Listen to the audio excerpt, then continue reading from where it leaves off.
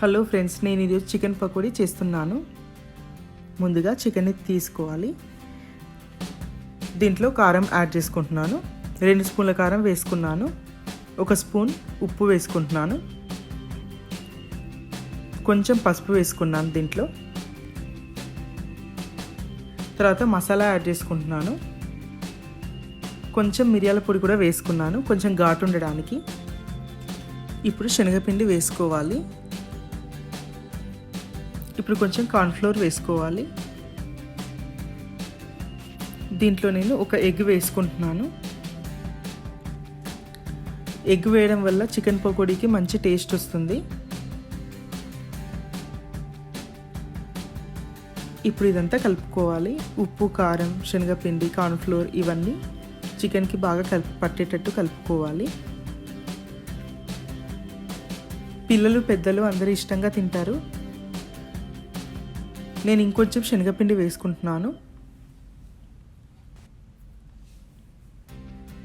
నేను ఇంతవరకు నీళ్ళు వేయలేదు, మీకు కావాలంటే కొంచెం వేసుకోవచ్చు.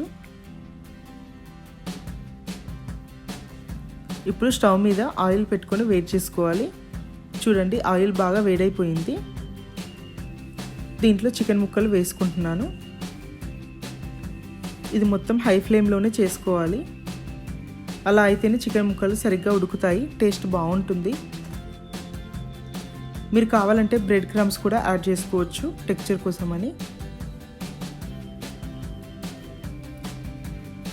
ఇవన్నీ ఆయిల్లో బాగా బాయిల్ అవ్వాలి. మధ్య మధ్యలో ఇలా కలుపుతూ ఉండాలి.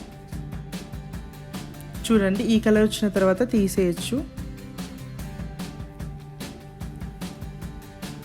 చూడండి, అన్నీ సేమ్ కలర్లోకి వచ్చేసినాయి. మళ్ళీ ఆయిల్ వేడైన తర్వాత ఇంకా పకోడీని వేసుకోవాలి. ఈసారి నేను కొన్ని ఎక్కువ వేసాను, ఆయిల్ బాగా మరిగింది కదా, ఈసారి కొన్ని ఎక్కువ వేసుకున్నాను.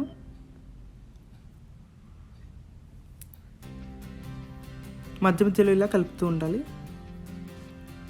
చూడండి, ఇప్పుడు కలర్ చేంజ్ అవుతున్నాయి. ఇప్పుడు తీసేయచ్చు. ఈ రెసిపీ మీకు నచ్చినట్లయితే తప్పకుండా ట్రై చేయండి.